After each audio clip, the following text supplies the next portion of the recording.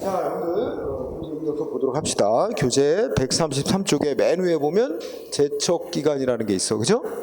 응? 아까 이어서 그거 굳이 안 해도 괜찮아. 그냥 법이 개인이 권리를 행사하려면 요 정해진 기간 안에 해라. 이래가지고 짧게 기간을 정해놓고 그 기간 지나면 권리를 행사 못하게 하는 거야. 응? 그래서 소멸시효하고 좀 비슷한 것도 있는데 뭐 좀 구별되는 점도 있고 한데 시험에서 거의 안 내. 응? 그냥 넘어가고. 예를 들어서 법에 이제 행정소송 언제까지 제기해라 이렇게 제기하려면 아주 행정소송을 제기할 수 있는 기간을 법으로 정해놨단 말이야. 90일. 이러면 그게 이제 제척기간이라고 부르는 거예요. 얘야. 법으로 그 정해진 기간 내에만 권리를 행사해야 되고 그 기간 지나면 권리를 행사하지 못하게 되는 것뿐이지. 본으로 이거는 뭐 기간 내에 권리를 행사하면 또 권리가 다시 뭐 연장되고 이런 거 없는 거야. 그냥 딱 기간 주고 그 기간 안에 권리를 행사하든가 기간 지나면 못 하든가. 응? 뭐 이런 것뿐이야. 그 기간 내에 권리 행사 안 할 수도 있는 거고 본인이. 그런 거라 별로 큰 의미는 없고. 자, 이 세 개야지 아주 간단한 거예요. 자, 쌍가루 4번에 보면 주소 나와. 주소. 응? 네. 포인트는 시험에서 딱 두 가지만 공부하면 돼. 자, 우리 행정관계에서 주소가 어디냐는 뭐 예를 들어서 여러분들이 공무원 됐을 때 뭐 세금 고지서를 상대방한테 보내야 된다든지, 그지? 영업정지 처분 문서를 보내야 되잖아. 어디로 보내야 돼? 상대방 주소지로 보내야 돼. 응? 그지? 그럼 주소가 어디냐에 따라서 그 문서가 도달이 돼야 효력이 생기는 거거든. 그래서 그런 거. 또 여러분 같은 경우는 주소지가 인천광역시로 돼 있어야 인천광역시 지방직 시험을 볼 수 있는 자격이 주어지지. 그러니까 이게 주소가 어디냐 중요한 거야. 응? 그래서 여러분들 주소는 동그라미 의에서 동그라미 2번 우리 행정관계에서 공법관계에서 사람의 주소는 어디로 한다? 주민등록지로 한다. 응? 우리 명의 때 주민등록이 되어 있는 것을 주소로 한다. 응? 주민등록지. 이게 이제 민법하고 좀 달라. 민법에서는 사람의 주소는 그 사람의 생활의 근거지가 되는 것을 주소로 한다. 이렇게 돼 있어요. 생활의 근거지라고. 근데 우리 행정관계에서는 이제 주민등록을 한 곳을 주소지로 한다고 돼 있고, 그 다음에 그 밑에 주소는 하나밖에 인정 안 한다. 응? 그러니까 주민등록은 2중 등록, 3중 등록 이거 안 되잖아.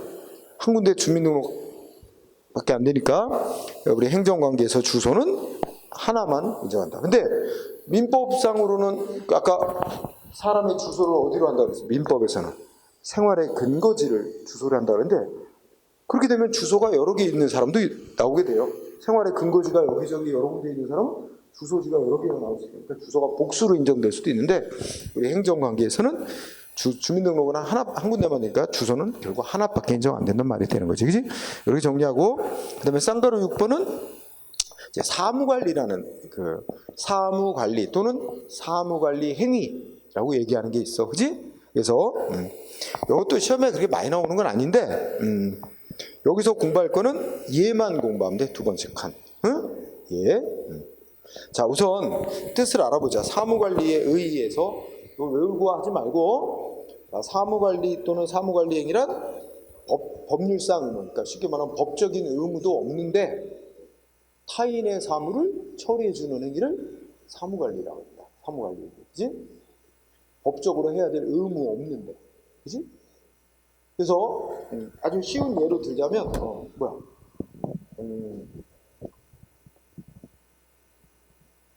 이런 거 있을 수 있지? 저기다. 해가 쨍쨍 나니까 응? 옆집 아줌마가 마당에다 빨래 널고 장 보러 갔어. 근데 갑자기 소나기가 와. 그러면 옆집 사는 사람이 어떻게 돼? 빨래 걷어줄 수 있잖아. 그치? 근데 그거 원래 걷어줘야 될 의무 없어. 그렇지만 이웃 간의 정으로, 그지? 법적으로 해야 될 의무는 없지만 걷어주는 일을 한단 말이야. 이런 걸 우리가 사무관리라고 해요. 그러니까 핵심 단어는 법적으로 해야 될 의무 없는데, 여러분 계약을 맺었다면 계약에 따른 의무 있잖아, 그지?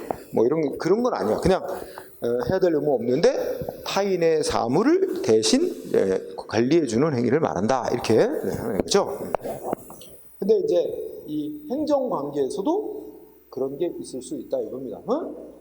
그럼 왜 이 사무관리라는 게 법적으로 문제되는 경우가 있어서 그래. 법적으로 어떤 문제가 있을 수 있냐면, 예를 들어서 이제 뭐 손해배상 해놔라 이런 싸움이 날 수도 있고, 내가 일 처리해 주는데 내 돈 들어간 거 있으니까 내 돈 내놔 이렇게 하고 또 싸움 날 수도 있어요. 그지? 예를 들어서 빨래를 걷어줬는데, 이게 이제 덜 마른 젖은 빨래를 이제 이렇게 걷어서 이렇게 포개나 가지고 이 비싼 옷이 망가졌어. 그러면 참 그거 난감하지, 이웃간에. 그지? 그 원래 빨래집 주인은 그냥 피해 줬는데 놔두지 왜 그냥 걷어준다고 해가지고서는 이게 비싼 옷을 다 망가뜨렸나. 속으로는 이제 그런데, 그지? 이웃가적으로 겉으로 그렇다고 물어내라고 할 수도 없고, 참 그래, 그지? 그러면 쌓여 있고 막 이러다가, 그지? 나중에 한 싸우면 그거 물어내 막 이러고 그럴 수도 있고, 또 반대로 또 어떤 경우가 있냐면, 빨래 걷어주려고 빨래가 높은 곳에 있어. 그러니까 뭐 의자 놓고 올라가서 이렇게 걷어주다가, 의자가 이제 넘어지는 바람에 하여튼 뭐 다리가 부러졌다. 그럼 이거 치료비 줘야 되냐 말이지, 이거. 빨래집 주인이 줘야 되는지 애매하잖아. 그지? 내가 걷어달라고 해서 걷은 것도 아니고 자기가 알아서 걷어주는데, 또 저쪽에서는 내가 내 빨래 걷으려고 한 게 아니라, 그거 소나기 오니까 선한 의도로 걷어주려고 한 건데 이렇게 다쳤는데, 그래도 좀 뭐 치료비라도 좀 줘야 되는 거 아닌가, 또 서로 이럴 수도 있잖아. 근데 그런 문제가 생길 수도 있는 거야. 들어간 비용 아니면 뭐 피해 입은 거 배상, 이런 법적인 문제가 생길 수 있습니다. 결과적으로는. 자, 그래서 이제 민법에서도 사무관리에 대해서 약간의 규정을 두고 뭐 이렇게 있는데, 우리 행정관계에서도 사무관리라는 행위가 있을 수 있다. 그러니까 국가가 개인의 일을 해줘야 될 법적인 의무는 없는데 개인의 일을 처리해주는 경우도 있고, 개인이 의무는 없는데 예를 들어 행정기관이 하는 행정 업무를 자발적으로 돕는 행위를 한다든지 이런 것들도 있어요. 그래서 거기 동그라미 1, 2, 3, 4, 그죠? 요거 정도. 시험에 그 정도밖에 안 돼요. 이게 사무관리라는 것에 속하는 유형의 행위다. 그 정도만 알아두세요. 시험에 뭐 거의 잘 안 내는 편이야.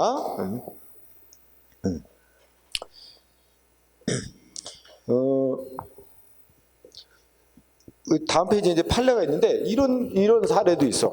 최근에 나온 판례 중에, 우리 예전에 충청남도 태안에 그 삼성 무조선 이렇게 뭐 해가지고 기름 많이 유출돼갖고 난리가 났었지? 한참 됐어.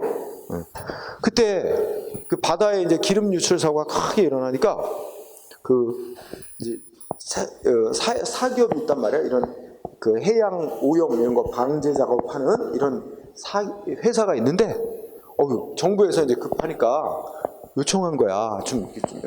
이 오염 제거 작업 좀 해달라. 그래서 이제 그쪽에서는 이제 자기네 돈 들여가지고 이제 기름 누출 제거 작업을 펼치고, 거기에 이제 들어간 비용을 국가에 청구했어. 이런 게 이제 사무관리로 인정되는 거야. 그러니까 국가가 뭐 법으로다가 뭐 해라 강제로 의무를 부과한 거 이거 아니고 요청을 한 거야. 좀 급박하니까 좀 도와달라는 거지. 근데 그 회사는 법적으로 해줘야 될 의무는 없는데, 이 국가적 재난 비슷하게 났으니까 이렇게 도왔는데 비용이 많이 들어갔단 말이야. 그거 청구한 거 사무관리로서 그 비용은 국가가 물어줘야 된다 하는 판결, 이런 게 있습니다. 그래서 우리 행정관계에서도 이렇게 사무관리라는 게 있을 수 있다, 이런 정도로 보고, 그 다음에 130, 다음 페이지 보면 134쪽에 이제 쌍괄호 6번에 부당이득이라는 게 나와. 그죠? 그래서 부당이득도 조금 요거 공부해 둘 필요가 있습니다. 부당이득은 의의를 읽어보면 법률상 원인 없이가 제일 중요한 키워드야. 의의 동그라미 1번. 법률상 원인 없이. 그러니까 이걸 좀 쉬운 말로 하면, 자기가 어떤 이득을 취해야 될 아무런 법적인 근거, 이유가 없는 거야. 근데 다른 사람의 노력, 다른 사람의 재산으로 이익을 얻은 경우, 그거를 부당한 이득, 부당이득이라고 부르는 거야. 그래서 이해할 수 있는 개인들 간에 가장 쉬운 예가 이제 송금할 때 엉뚱한 사람 통장으로 이제 입금이 된 경우, 그런 경우가 이제 전형적인 부당이득의 사례야. 그래서 엊그제도 뭐 뉴스 해외 기사가 이제 인터넷 기사 보니까는 뭐 무슨 금융기관의 실수로 뭐라더라? 어마어마한 돈을 그러니까 뭐 수조 원인지 하여튼 어마어마한 돈을 잘못 입금된 거야. 응? 엉뚱한 사람 통장으로. 그런데 그 사람은 그래도 보고서는 은행에 연락을 해가지고 금융기관에 연락해서 뭔가 잘못됐다 해가지고 이제 영상복구를 했다 그러더라고. 그러면서 또 하나 기사가 나오는데 뭐 러시아 어떤 사람인데 거기에 한 우리나라 따지면 한 몇천만 원이 자기 통장에 돈이 들어온 거야. 응? 근데 그 중에 이제 그거 갖고 얼씨구 하고서는 차 사고 뭐 사고 막 돈은 막 거의 다 썼어. 근데 이제 그 추적해갖고 그 돌려달라고 청구가 왔는데 자기는 자기가 복권 당첨돼서 당첨금이 들어오는 줄 알고 내 돈이라는 줄 알고 썼다. 못 돌려줘 뭐 이러가지고 이제 그렇게 그런 대조적인 기사가 나왔더라고. 어쨌든 우리나라에서도 이거 많대. 잘못 송금하는 거 있잖아. 응? 1년에 이거 총액 합치면 수천억 된대요. 잘못 송금하는 거. 그래서 그러면 어떻게 해? 남의 통장으로 잘못 송금하면 송금한 뒤에 알잖아. 그지? 근데 이미 그 사람 모르는 사람 통장에 돈이 들어갔어. 그지? 그 돌려받으려면 어떻게 해야 돼? 알지도 못하잖아. 그지? 그 통장 주인 누군지 알지도 못해. 그거 어떻게 해야 돼? 은행을 찾아가야지. 응? 은행을 찾아가서 사정을 설명하고 은행이 이제 은행끼리 연결을 한다든지 해서 그 사람의 통장을 주인을 이제 은행이 찾아내. 그지? 찾아내는데 은행이 바로 연결해 주지 않지. 그지? 은행이 그 사람의 이름이나 전화번호를 알려줄 리 없습니다. 알려주면 개인정보를 함부로 알려주는 게 돼서 허용될 수 없어요. 처벌돼요. 그러니까 그리고 또 그 엉뚱한 사람 통장으로 돈이 들어간 이상 그 통장 주인 거로 일단은 돼 있는 거야. 은행이 마음대로 꺼내올 수가 없어요. 응? 그러니까 잘 모르는 이렇게 나이 드신 분들이 은행 가서 무작정, 응? 아니 그 사람 통장에 내 돈이 잘못 입금됐으니까 거기서 그냥 돈을 빼서 다시 날 주면 될 거 아니냐 이러고 막 우긴다는 거야. 말이 안 되는 얘기지. 응? 일단 그 사람 통장에 들어간 이상 은행도 마음대로 못해요. 그죠? 그러니까 이제 은행에 얘기를 해서 은행 측에서 같은 은행이면 그 사람 이제 인적 정보를 알 거고 다른 은행일 경우에는 아마 그쪽 은행으로 찾아가야 되겠지? 어쨌든 그래서 그 통장 주인하고 연락을 좀 해달라. 그래서 이제 은행 측에서 연락을 할 수 있을 거야. 그래서 연락을 해서 여차여차 이렇게 됐다고 하는 사람이 찾아왔는데 어떻게 본인 전화번호를 알려드릴까요? 그래서 통화하실래요? 이렇게 동의하면 알려주는 거고, 그지? 동의 안 하면 못 알려주는 거야. 그러면 나는 모르면 결국 소송을 내는 길밖에 없어요. 소송을 해야 비로소 이제 법원의 어떤 그 결정에 따라서 그 사람 인적사항은 비로소 알게 돼요. 법원에 소장을 내야 하나 비로소 알 수 있게 돼요.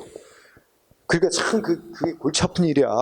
그리고 소송에서 또 송도 시간 비용이 걸리고 또 전액을 다 되돌려받는 거 아니래. 또 그것도 골치 아픈 게 이런 사람일 경우 굳이 골치 아픈 거야. 그 사람이 주민등록은 어디로 돼 있어. 그 사람의 주소지는 거기로 돼 있는데 그 사람 어디 실제로 어디 사는지 모르는 경우도 많대. 그럼 소송 걸어 법원이 무슨 이 문서를 송달하고 해도 받는 사람이 없어서 진행이 안 돼요. 아유, 진짜 골치 아픈 사건 되게 많대요. 그래서 되게 조심하라는 거야, 송금할 때. 그래서 액수가 적으면 좀 그래도 덜 하지만 액수가 클 때는 더더욱 조심해야 된다, 그죠? 그래서 정부에서도 그런 피해를 예방하기 위해서 이제 내가 알기로는 무슨 대책을 나가냐면 자기가 거래하는 은행에 신청을 해놓으면 내가 일단 송금을 하잖아. 어디래? 송금한 뒤 몇 시간이 지나야지만 이제 뭐 그 사람이 찾을 수 있게 하거나 뭐 이런 방법을 한데 그 사람이 얼른 찾지 못하게. 그리고 내가 거래하는 은행에 내가 이제 신청을 해놓으면 내가 잘못 입금했다 하면 다시 물를 수 있도록 하는 그런 제도를 이제 신청한 사람한테만 은행 측에서 해주는 그런 제도가 있는 것 같아요. 그리고 정부에서도 이제 또 자꾸 그런 문제가 생기니까 법을 이제 제정을 해가지고 일단 잘못 입금한 돈에 대해서 정부에서 전액은 아니지만 그 금융감독기관 이런 데서 뭐 예를 들면 100만 원 잘못 입금했다 그러면 한 60, 70만 원 정도는 거기서 먼저 주는 거야. 그 정부 소속 기관이 먼저 돌려주고 그 기관이 대신 그 사람한테 이제 받아내는 이제 그런 제도도 최근에 뭐 도입한다 하고 이제 뉴스 기사로 들었습니다. 어쨌든 그런 게 부당이득의 전형적이에요. 어쨌든 그러니까 그 통장 주인은 법적으로 자기가 가지고 있을 이익이 아니잖아.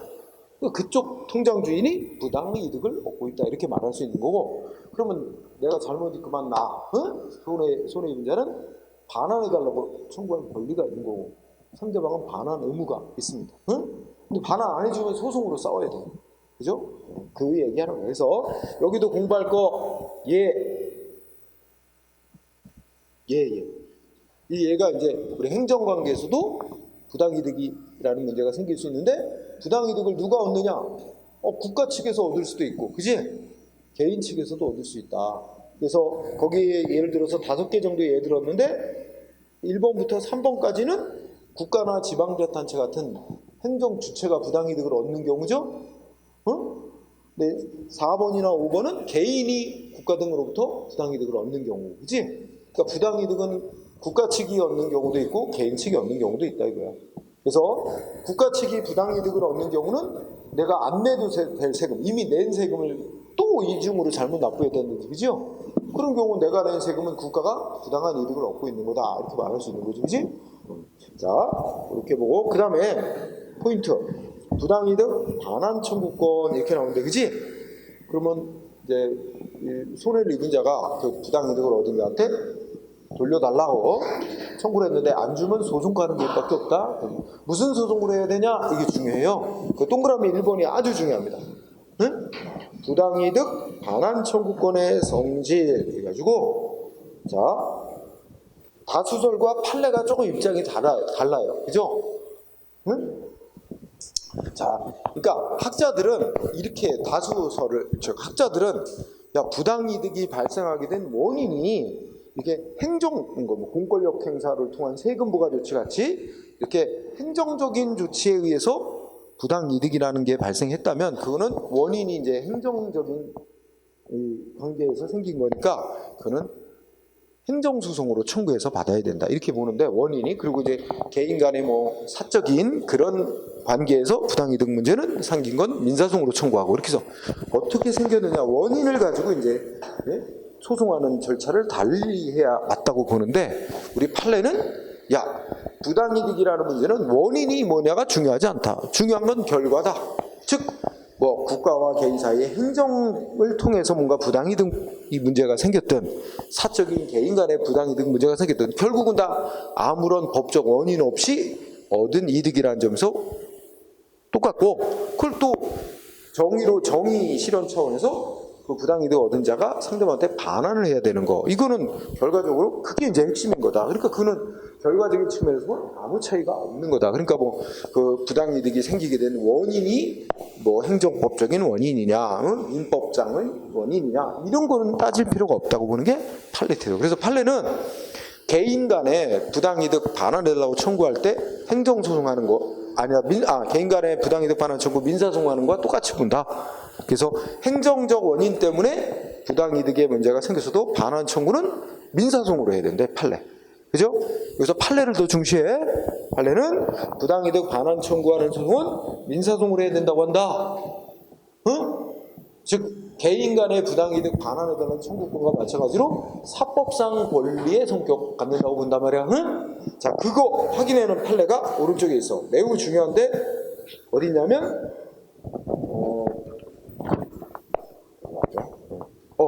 100 136쪽.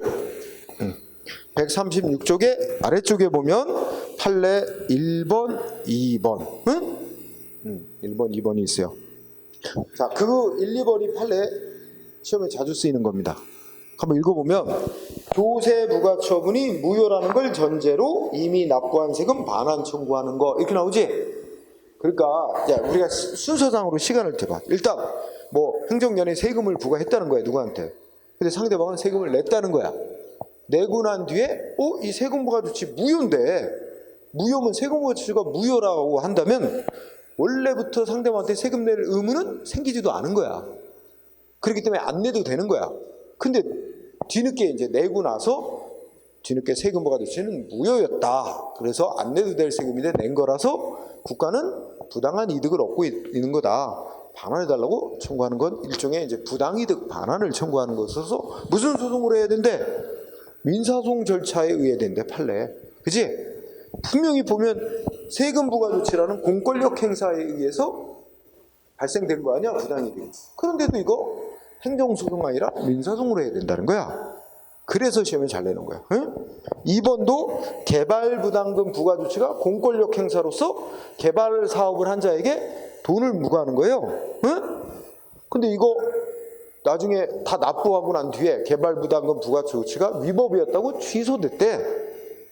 그러면 취소가 돼버리면 처음부터 무효였던 것과 마찬가지야. 취소가 돼버리면, 취소됐다면 이미 낸 개발부담금은 이제 국가 측의 부당이득이고 그 반환 청구는 민사소송 절차에 따른 똑같아. 하여튼 1, 2번 시험에 잘 나오니까 꼭 봐야 돼요.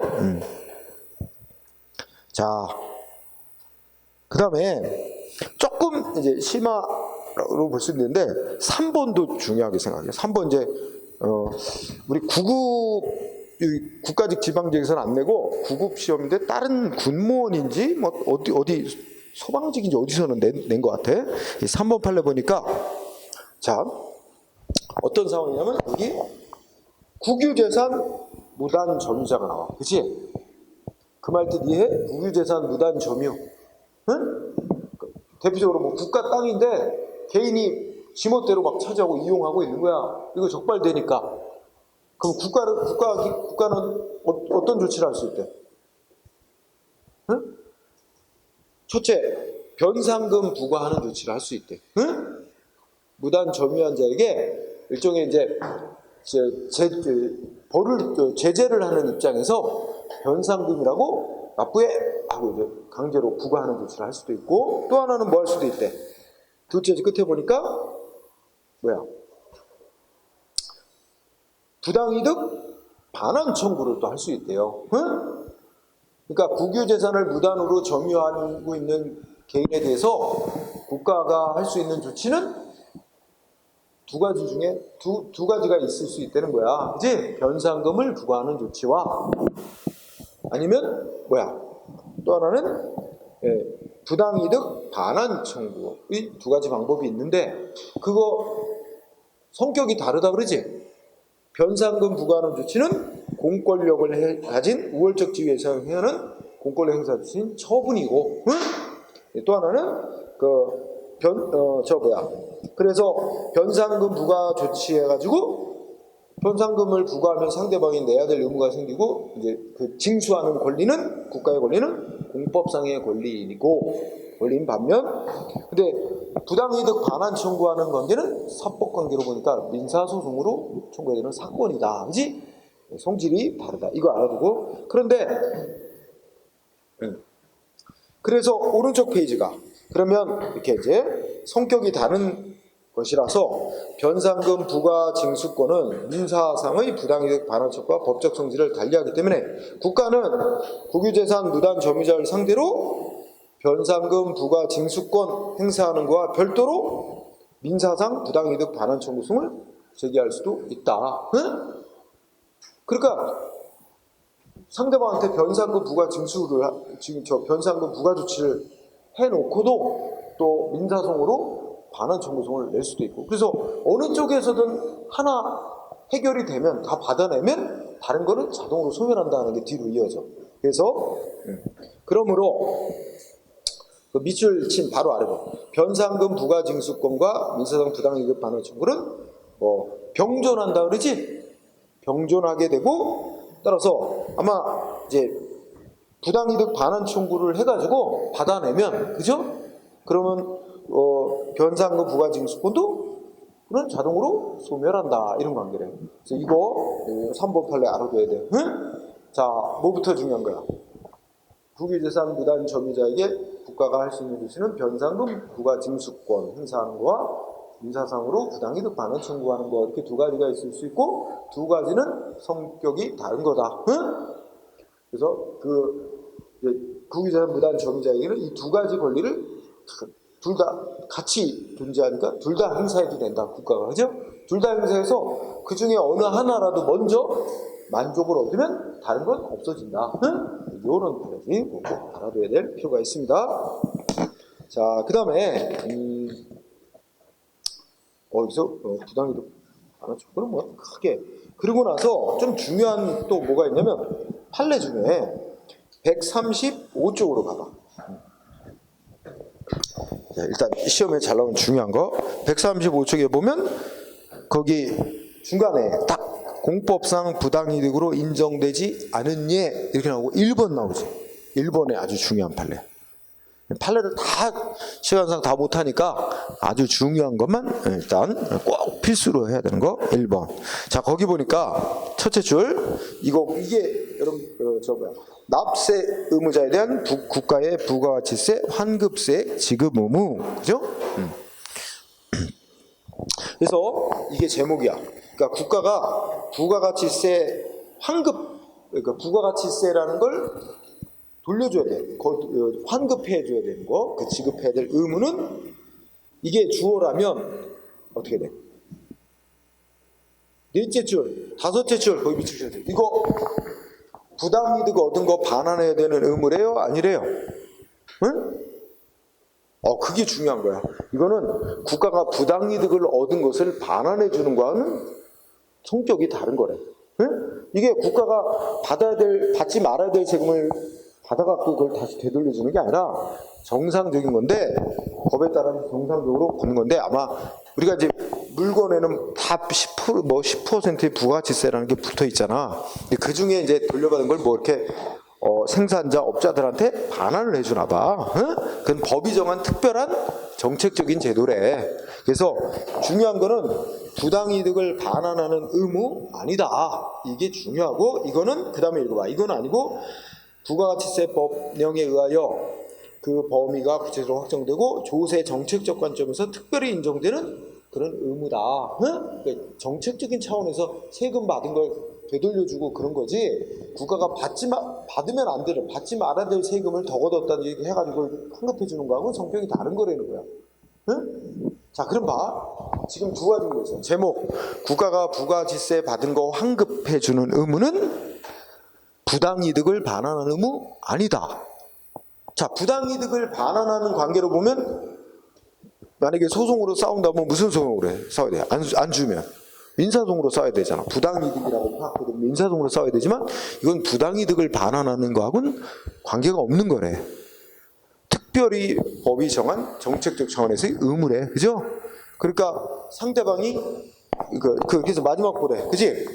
국가에 대해서 부가가치세 환급해달라고 청구하는 건 무슨 소송으로 해야 될까요? 그러면 민사소송으로 청구하는 게 아니라 행정소송으로 청구해야 된다는 거야. 근데 행정소송 종류 중에 당사자 소송이라는 소송을 해야 된다. 그래서 밑에 가면 당사자 소송, 즉 민사소송이 아니라 당사소송이랑 행정소송. 이게 중요한 거야.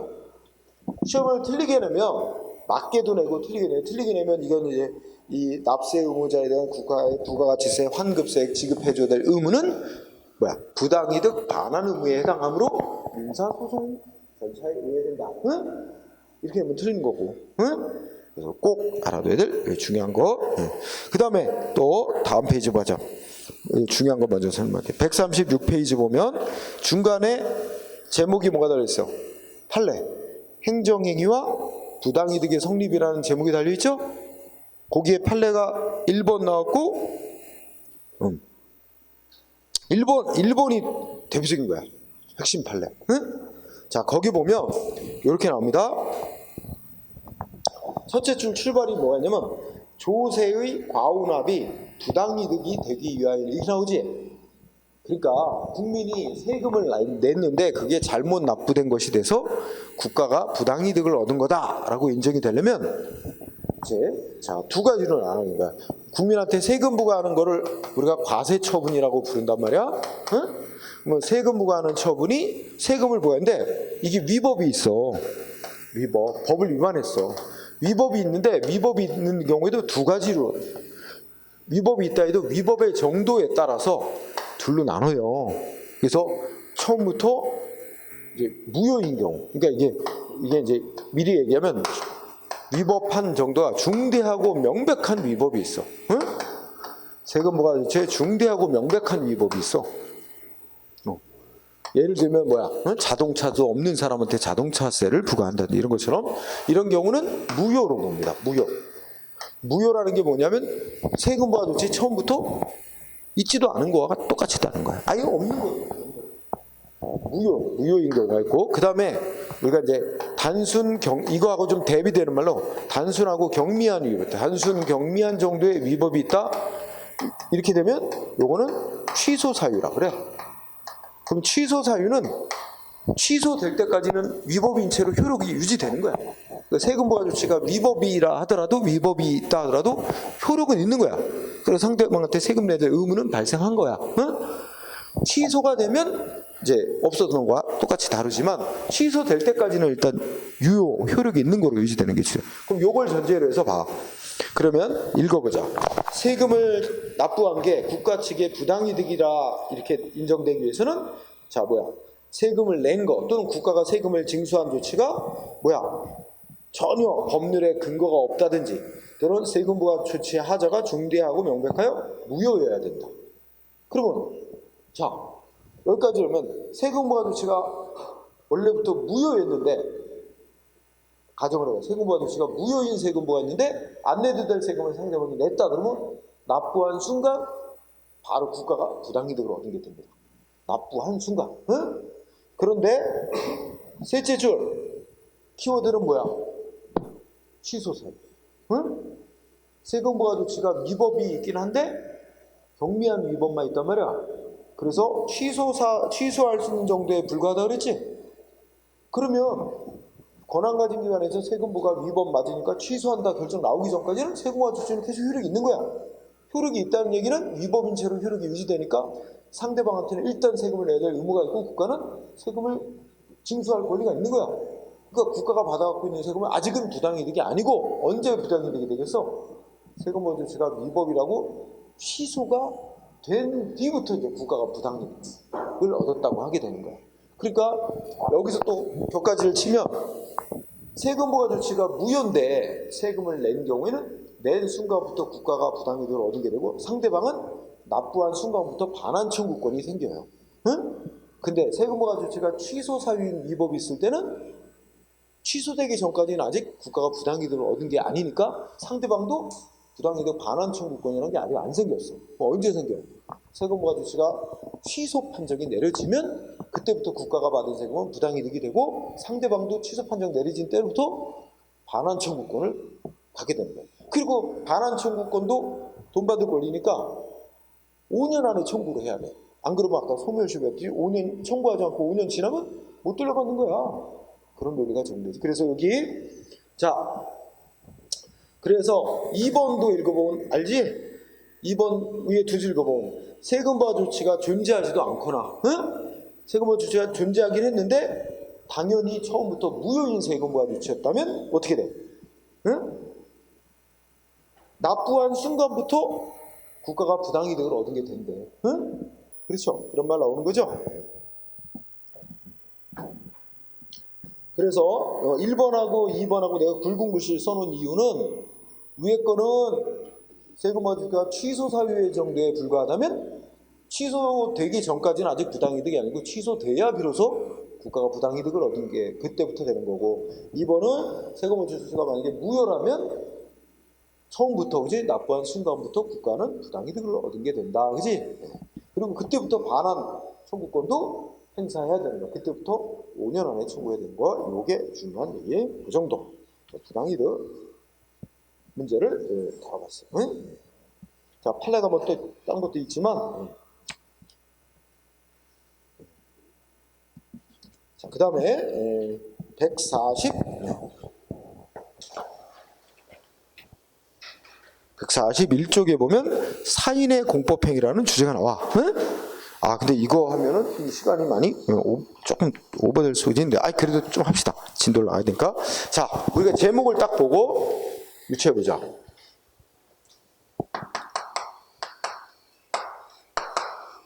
자, 이런 제목이 있는데, 요거는 뭘 나타내는 거예요? 행위자. 행위를 하는 자가 누구야? 우리 국민들이야, 국민들. 사인. 응? 행위를 하는 자를 말하고, 우리가 행위자를 따지면 행정관계에서 우리 국가행정기관이 국민한테 행위하는 게 있고, 우리 개인이 행정기관에다가 뭐 신청하고 이렇게 행위하는 거 있고, 이렇게 나눌 수 있잖아. 이 행위하는 자는 사인이고, 근데 행위는 행정법에 따라 행정법에 근거해서 행정기관에다가 행정법적인 권리 의무 이런 거 발생시킬 목적으로 하는 행위를 통틀어 사인이 하는 공법행위라 그래. 그래서 이제 교재에 보면 공법행위가 이제 공법행위가 있고, 공법행위는 사인이 하는 게 있고 행정주체가 하는 게 있다 이거야. 국가에서 하는 거. 근데 행정주체인 국가 측에서 하는 건 이제 뒤에 이제 계속 공부할 거고, 여기서는 우리 국민들이 행정기관에 뭐 신청하고 뭐 신고하고 요런 것들, 요걸 사인의 공법행위라고 해서 이제 공부하는 거예요. 그래서 이 사인의 공법행위는 중요해요. 시험에 매우 중요한 주제예요. 그래서 여기서부터 사인의 공법행위 이어가면서 조금 아까 내가 언급을 했는데, 사인의 공법행위라고 들어지는 거에 대표적인 예가 신고행위, 신청행위예요. 국민이 행정기관에다 신고하고 신청하는 행위. 그거. 그래서 그 중에서 특히 신고행위가 최근에 이제 시험 문제에 아주 많이 나오는 그런 영역이 됐습니다. 자, 사인의 공법행위 빠르게 보면, 의의는 공법 관계에서, 그지? 그 행정법 관계에서 행정법적 효과를 생기게 할 목적으로 사인이 하는 일체의 행위를 사인의 공법행위라고 한다. 뭐 별건 없어요. 대표적인 예가 신고나 신청하는 행위다 이렇게 써 있고, 그죠? 자, 두 번째, 이거 행정행위와 비교하고 사법행위와 비교하는데 사법행위야, 그죠? 이것도 공부해 놔야 돼요. 두 번째, 특성. 자, 행정행위는 우리가 또 배울 테지만, 행정행위는 누가 하는 거냐? 행정기관이 하는 거야. 행위자가 행정기관이야. 그리고 또 행정기관이 국민보다 우월한 지위에서 공권력 행사에서 법 집행하는 행위야. 그렇기 때문에 우리 개인들이, 여러분이나 사인이 행정기관에 뭐 신청 신고 이런 거 할 때 행정기관보다 우월적 힘을 가지고 행정기관에 대해서 공권력 행사하는 거 아니잖아. 응? 성격이 다르지. 행위자도 다르고 이 관계의 성격도 다릅니다. 그런 결과 중요한 결론은 동그라미 2번입니다. 응? 동그라미 2번 뭐 나왔어? 사인의 공법행위에는 행정기관이 하는 행위에 인정되는, 행정기관이 하는 공권력 행사 조치에 인정되는 특수한 효력으로서 뭐 공정력이니 불가증력이니 이런 특수한 효력은 인정되지 않습니다. 개인들이 하는 행위는. 순수한 개인들이 하는 행위는. 자, 2번 중요하고. 그다음에 사법행위는 이게 이제 민법적인 어떤 권리 의무 이런 민법적 효과를 생기게 하는 행위들이지, 이거는 대등한 지위에서 서로 사적인 이익을 목적으로 하는 행위입니다. 그렇기 때문에 이 공익적 효과를 공법적 효과를 발생시킬 목적으로 하는 행위하고 좀 달라서, 사인 간에는 뭐 문서로 하고 뭐 할까 말까, 구두로 할까 이런 게 다 허용되지만, 보통 행정관계는 명확히 하기 위해서 문서 형식으로 하는 걸 원칙으로 하고, 또 뭐 자기나 마음대로 못하고 법이 정한 대로 해야 되는 등 획일적으로 처리되도록 하고 뭐 이런 것들이 다릅니다. 즉 사적 자치라는 게 허용되지 않는 게 많습니다. 뭐 그런 겁니다. 참고로 보세요. 여기까지 제일 중요한 건 행정행위와 비교해서 동그라미 2번. 사인이 하는 공법행위는 공정력 등의 특수한 효력이 인정 안 된다. 그거는 행정기관이 우월적 힘을 가지고 공권력 행사하는 조치에만 인정되는 특별한 효력들입니다. 그러니까 그게 중요. 그 다음에 종류는 가볍게 이제 뭐로 나눴어? 자체 완성적, 행정 요건적 이런 구분이 있죠. 이게 뭐냐면 우리 개인이 여러분이나 나 개인이 행정기관에 딱 어떤 행위만 하면 행정기관의 별도의 조치가 필요 없고 개인이 한 행위만 요건을 갖춰서 하면 이게 어떤 권리니 의무니 이런 법적 효과가 생기는 겁니다. 행정기관의 별도의 조치가 필요 없는 거야. 응? 그래서 그런 걸 자체 완성적인 행위라고 합니다. 응? 개인의 행위만, 사인의 행위만으로 법적인 효과가 다 완성되는 거. 응? 응. 자, 그 다음에 그래서 뭐 무슨 예를 들었어? 뭐 투표하는 행위, 그다음에 출생신고 뭐 이런 거 있지?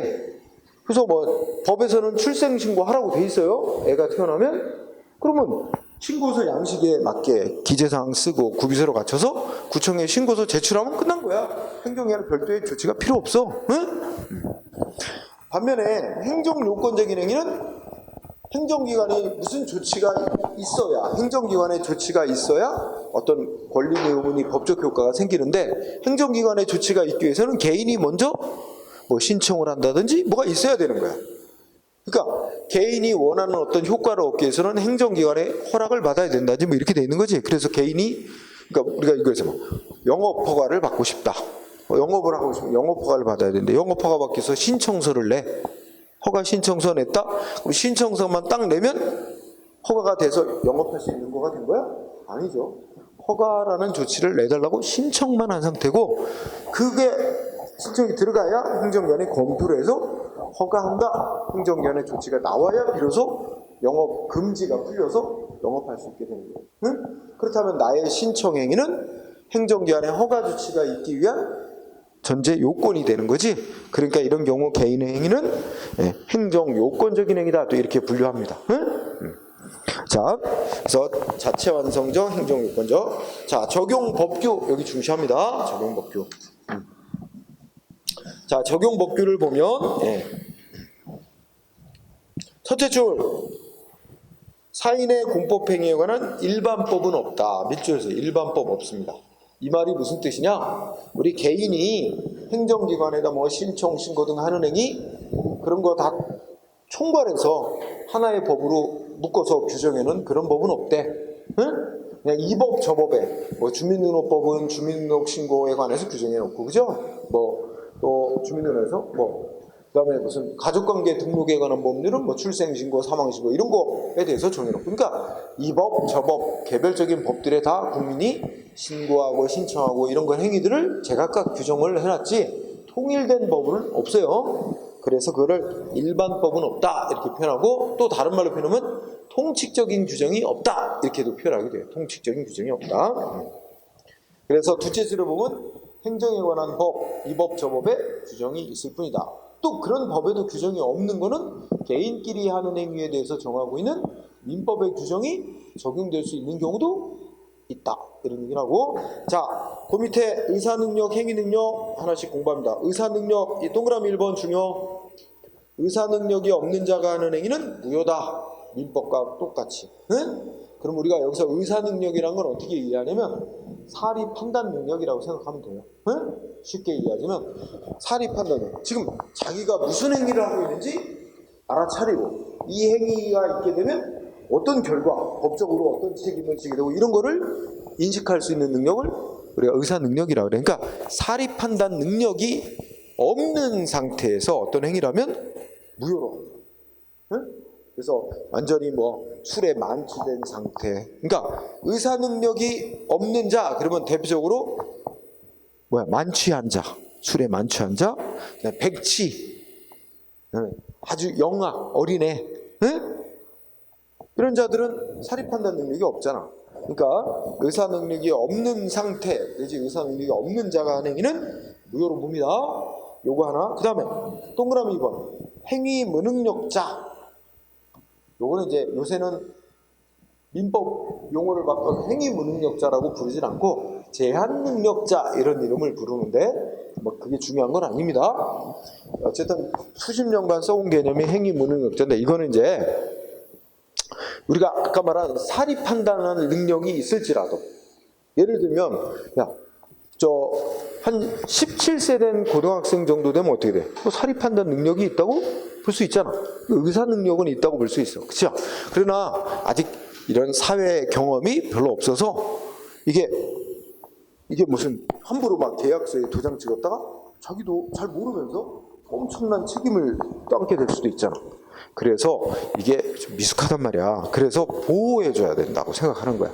그래서 그런 미성년자 같은 자를, 그러니까 행위능력자라는 이제 반대 개념이 있겠지. 행위능력자란 자기 단독으로 완전히 유효한 법률행위, 즉 계약 같은 걸 맺을 수 있는 자를 행위능력자라고 칭합니다. 일반적으로 의사능력이 있는 자는 행위능력자가 되긴 되는데, 그래서 우리 법은 행위능력자를 누구누구다 안 하고 다 행위능력자라고 보되, 행위능력이 없는 자, 자기 단독으로 완전히 유효한 계약 등 법적 행위를 할 수 있는 능력이 좀 떨어지는 자, 행위 무능력자를 세 가지 경우를 따로 정해놨어요. 그래서 미성년자, 그 다음에 옛날 이름으로 금치산자, 한정치산자, 지금은 이제 뭐 피한정 후견인 이게 딱 이름을 또 복잡하게 바꿔 부르는데, 그래서 뭐 쉽게 얘기하면 가정법원에 의해서 이 사람 정신 이상하다, 응?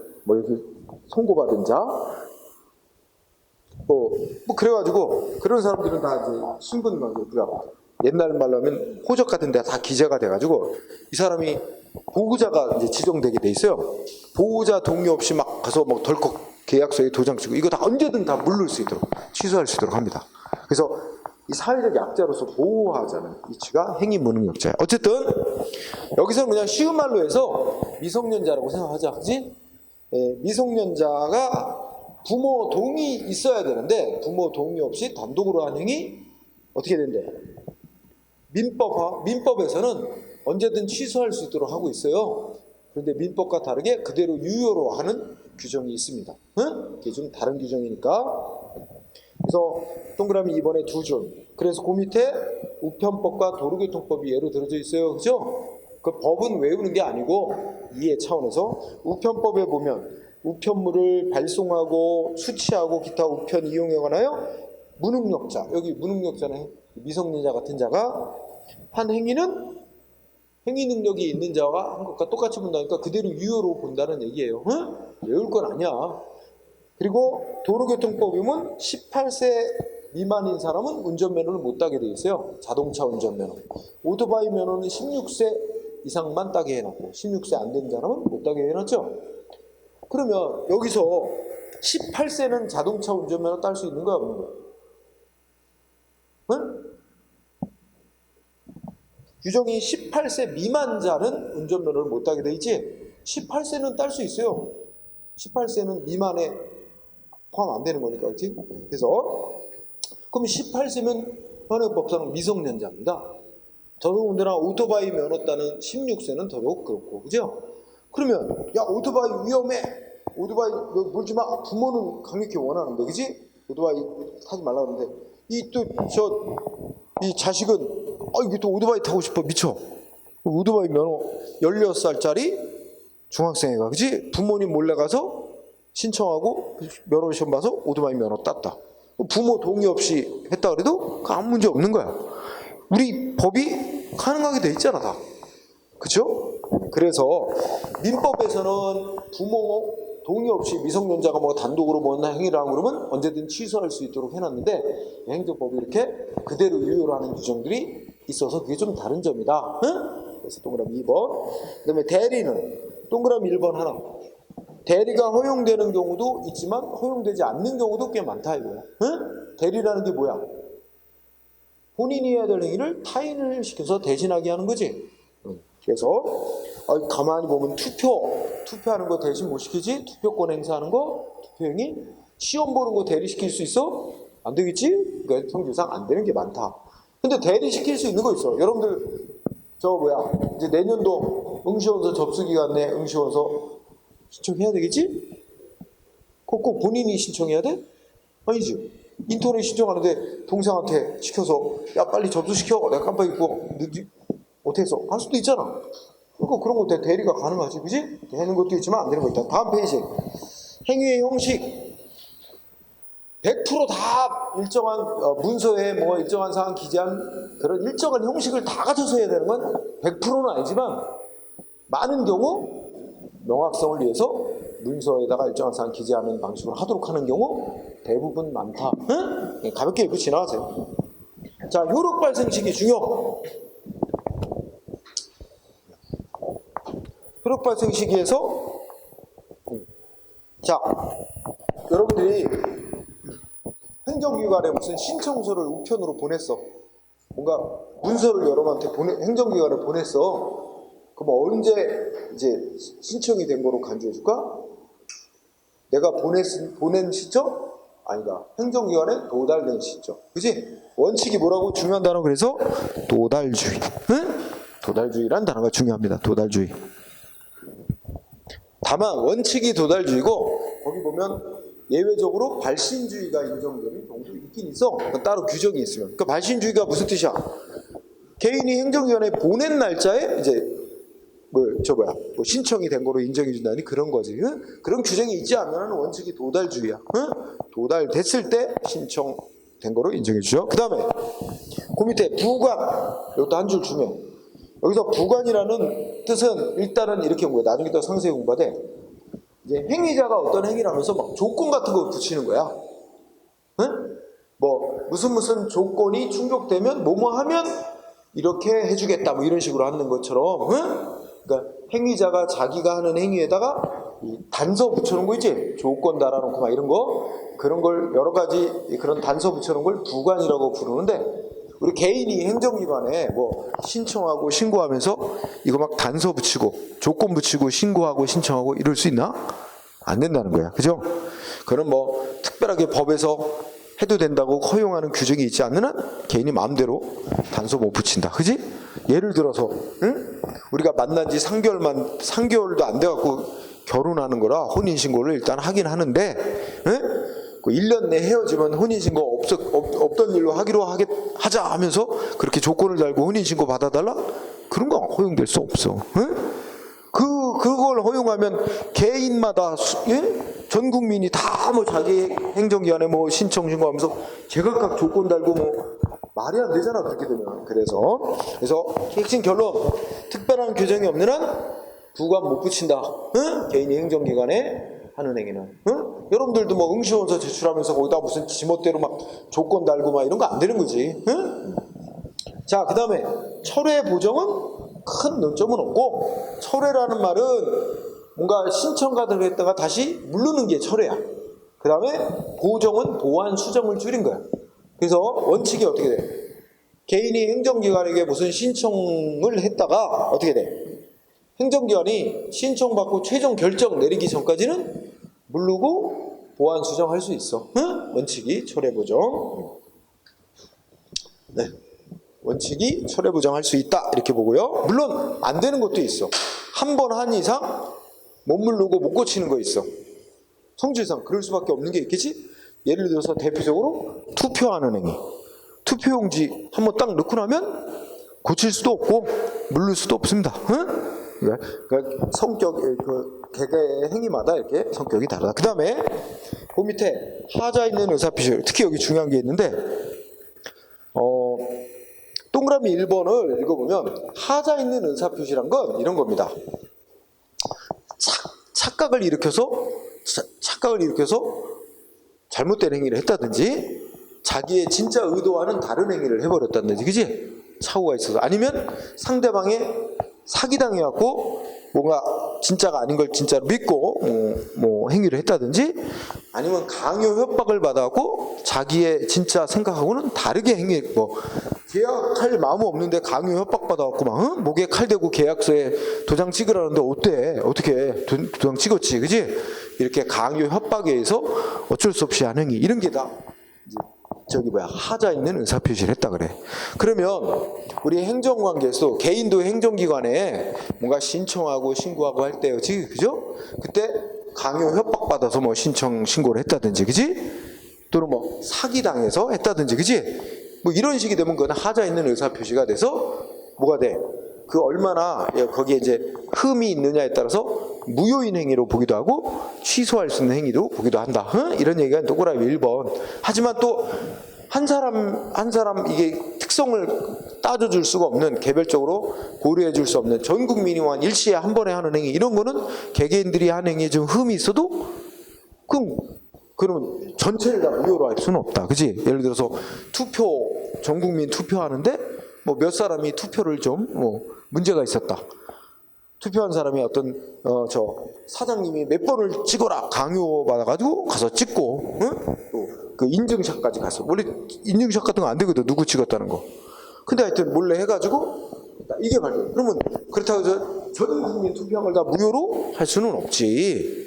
그렇지? 그 사람 표만 뭐 무효로 할 수 있다면 한다든지 하는 거지만, 그러니까 그런 거는 성질상 어떻게 돼? 거기에 하자의 의사표시 그래.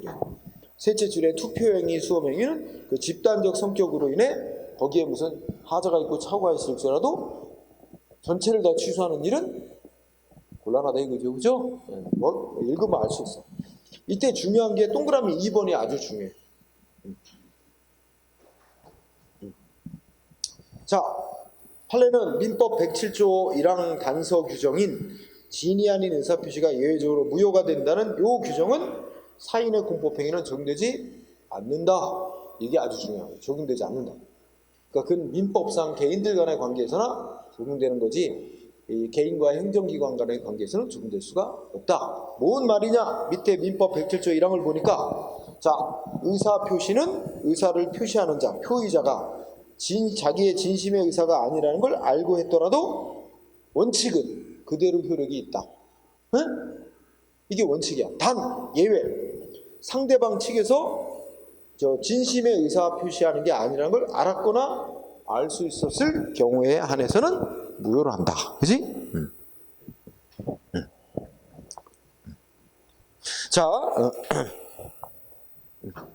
그래서 여기 의사를 표시하는 자가 자기는 진짜 예를 들어 자기 차를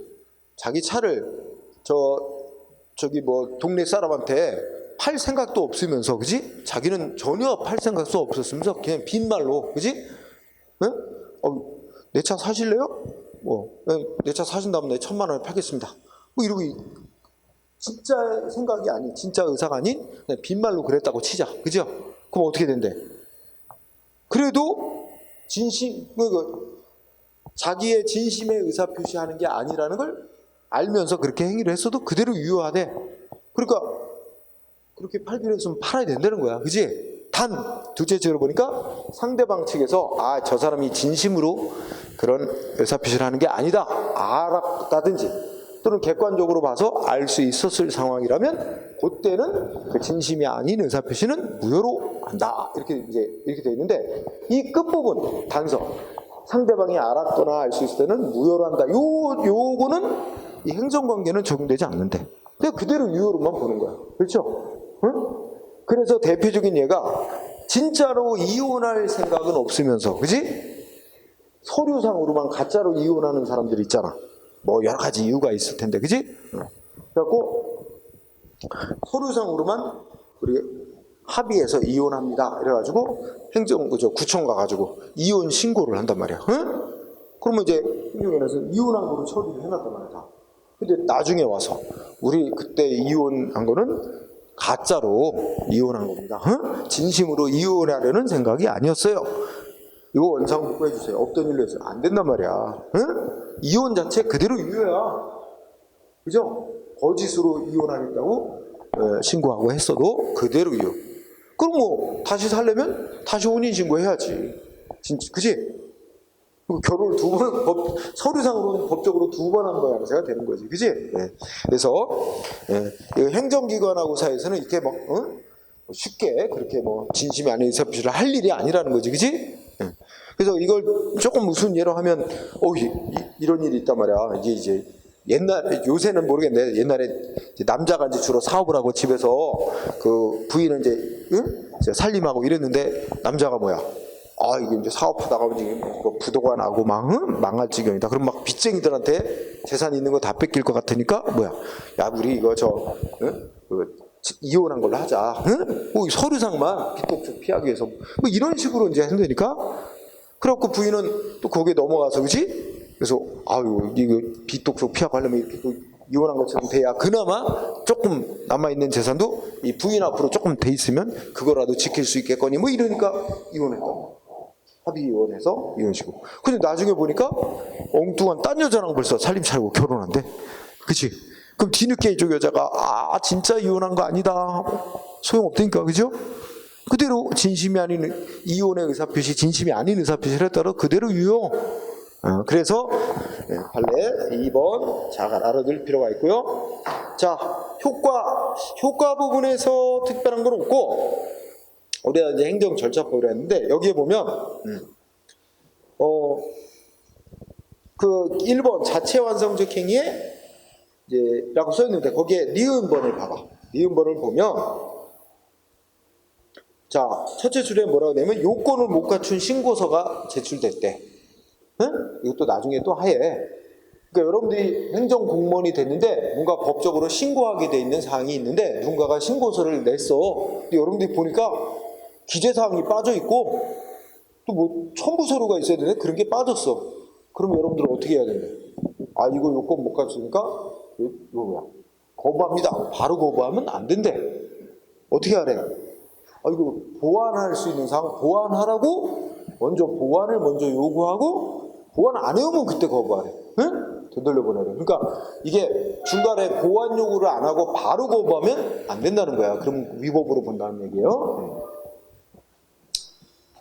그 다음에 신청에 대해서 이제 또 나왔습니다. 신청이 들어오면 행정위원회 일단 신청을 검토해서 그죠? 그 요건을 구비했느냐에 따라서 거기에 맞는 신청된 행위를 해주고 또 거부하고 이렇게 할 수 있는 거지, 그죠? 여기 뭐 특별한 점이. 근데 신청 부분에서는 어디를 잘 보냐면 중간에 니은번이 있어요. 니은번. 응? 니은번의 제목에 행정청은 이렇게 시작하는 문구 있지? 거기에서 니은번 안에 A, B 이렇게 나눠놨어. 찾았어요? 거기를 잘 보세요. 자, 거기 A번을 보면 중요한 단어가 첫째 끝에 신청권이 있는 경우, 그지? 그 다음에 밑에 B번은 뭐야? 신청권이 없는 경우. 이렇게 둘로 나눠서 거기를 잘 적어야 돼. 그러니까 그러면서 여기서 말하는 신청권이란 우리가 이제 이 뒤에 판례에 있긴 한데 신청권이라는 거는 개인이 자기가 신청한 대로 그 원하는 걸 받을 권리를 말하는 게 아니야. 내가 허가해달라고 신청하면 허가를 받을 권리가 아니라 허가 신청한 거에 대해서 응답을 받을 권리를 우리가 신청권이라고 그래. 뭐라도 응답을 받을 권리를 신청. 응? 신청한 대로 만족한 응답을 받을 권리가 아니라 뭐라도 응답을 받을 권리를 신청권이라고 합니다. 그러면 그건 나중에 또 하도록 하고 여기서 신청권이 있는 경우라고 했지? 그러면 신청권이 있는 사람이 신청을 해왔어. 그러면 여러분 행정기관, 여러분 공무원은 여러분 어떻게 해야 돼? 신청에 대해서 뭐라도 응답을 해야 됩니다. 응답할 의무가 있고 그때 아무렇게나 또 응답하면 안 되지? 하자가 없는 응답을 해야 될 의무가 있는 거야. 그지? 그래서 요건 갖추면 뭐 해야 된다고 기속행위로 돼 있으면 그 조치를 해줘야 되고 뭐뭐 조건이 갖춰지면 A 조치 할 수 있다 이렇게 되면 하자 없이 결정을 해서 대답을 해줘야 될 의무가 있고 더 나아가 아까 재량권 영수축된 상황이면 신청된 특정 조치를 해줘야 될 의무가 생길 수도 있고 그지? 그 논리가 연결되는 거고 이번에 B번호 혜택하면 신청권이 없는 사람이 신청해. 신청권이 없는 사람. 응? 신청권이 없는 사람이 신청을 해왔다? 그러면 행정기관은 거기에 대해서 응답을 해야 될 의무조차 없습니다. 응답 안 해도 법적으로 아무 문제가 없는 거예요. 응? 신청권이 있는 사람이 신청해 왔느냐 없는 사람이 신청해 왔느냐에 따라서 신청권이 있는 사람이 신청해 오면 하여튼 제대로 된 응답을 해줘야 될 의무가 있는 거고 공무원 측은 신청권이 없는 사람이 신청을 해온 경우다. 그러면 응답을 해줄 의무도 없습니다. 응? 응답 안 해도 아무런 위법이 없어요. 그런 정도 이렇게 볼까요? 그 다음에 이 사인의 공법에서 중요한 마지막 논점은 사인의 공법행위 하자와 행정의 효력이야. 자 그러면 이거 한번 여러분들이 시험에 응시원서 제출한단 말이야. 그지? 응? 제출. 뭐 그리고 시험도 보고 하겠지만 결국 나중에 뭐야? 공무원 임용됐어요. 여러분 공무원 임용돼가지고 근무한다, 그지? 근데 뒤늦게 뭐가 밝혀졌냐? 응시원서에 거짓말을 썼대. 뒤늦게 밝혀졌어. 응? 여기서 여러분들 응시원서 여러분들이 제출하는 게 이게 뭐야? 사인의 공법행위인 거야. 응? 응? 여러분들이 응시원서 낸 거야, 행정기관에 처음에. 그래서 시험도 보고 해서 최종 공무원 임용 행위가 있었습니다. 이거는 이제 행정기관이 하는 행위야. 이거는 그 행정주체가 하는 공법행위로서 우리가 행정행위라고 한단 말이야. 공무원 임용행위가 있어서.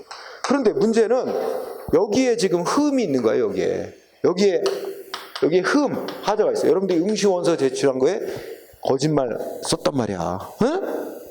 그런데 이때 임명될 때까지는 그거를 밝혀내지 못했다가 뒤늦게 임명하고 난 뒤에 이거 밝혀냈어. 그러면 어떻게 돼? 응시원서 제출에 문제가 있었다면 공무원 임용에도 영향을 미칠까 안 미칠까? 응? 여기에 허위 사실 썼다. 그러면 임용했던 거 취소, 없던 일로 취소할 수 있을까 없을까? 응? 이게 바로 뭐야? 지금 제목 보면 사인의 공법 행위에 하자가 있다는 거야. 이게 흠이 있어. 그러면 이걸 받아가지고 행정기관이 법 집행한 행위, 여기에 효력에 영향을 주느냐? 이걸 지금 따지는 거야. 그치? 또 이런 거 비슷한 거. 우리가 공무원이 그만두고 싶다고 사표 제출을 했어. 그런데 이거를 사표를 수리한다 그런단 말이야. 이게 수리행위는, 사표 수리하는 행위는 이제 행정기관의 행위. 응? 이건 개인의 행위. 그치? 근데 사표 제출이 뭐야? 강요와 협박에 의해서 이루어졌어. 사표 안 내면 뭐 가족을 몰살시키겠다. 그러니까 어쩔 수 없이 사표를 냈다고 쳐. 그럼 여기에 문제가 있어. 그러면 이러한 강압에 의한 사표 제출을 받아서 사표 수리해서 공무원 신분 상실시킨 조치 역시 위법이 되나? 여기가 위법이 있으면 그거를 받아서 처리한 행정기관 행위에도 영향을 줘서 이것도 위법이 되게 만드냐? 이 문제란 말이야. 그치? 근데 지금 여기 들은 두 가지 경우의 예 같은 건 행정기관이 이쪽에 행정행위라고 행정기관이 법집행행위를 하는 데 있어서 반드시 있어야 될 필수적 전제 요건으로서의 행위들이야. 개인들 행위. 이게 있어야 이게 있을 수 있는 거고 사표 제출이 있어야 사표 수리라는 게 있을 수 있는 거야. 이 개인들의 사인행위가 행정기관에 하는 행위에 전제적 요건이 되는 행위로서 여기가 완전히 문제가 없어요. 이것도 완전 적법이야. 응? 여기에 문제 있으면 여기도 영향을 받아서 이거 위법이 돼가지고 무효가 되거나 취소할 수 있는 행위가 되게 된다. 그죠? 그래서 지금 내가 얘기한 게 개인이 사인의 행위에 위법, 하자가 있으면 그거 받아서 처리한 행정기관 행위에 어떤 영향을 미치느냐 하는 건데, 자 쉽게 말하면 143쪽에 동그라미 1번 중요한 단어는 동기야. 동기. 그러다 좀 강조하느라고 보시면 단순한 동기. 응? 동그라미 2번의 첫째 줄 키워도 전제 요건이야. 응? 이렇게 두 개 단어로. 그건 무슨 말이겠어? 아주 쉽게 설명하면 동그라미 1번은 행정기관이 어떤 조치를 할 때 그에 앞서 개인들의 행위가 있긴 있는데 이게 행정기관이 어떤 행위를 하는데 중요한 요건이 아니라는 거야. 이럴 때는 개인 행위에 문제 있어도 행정기관의 행위는 효력에 영향을 안 준다. 그러니까 단순한 동기에 불과한 건 중요한 것이 아니란 얘기지. 나 마찬가지야. 응? 개인들의 행위가. 그래서 단순한 동기에 불과한 경우는 그 바로 밑에 줄에 뭐야? 행정기관이 하는 행위에 효력에 영향을 미치지 않는다고 본다. 응?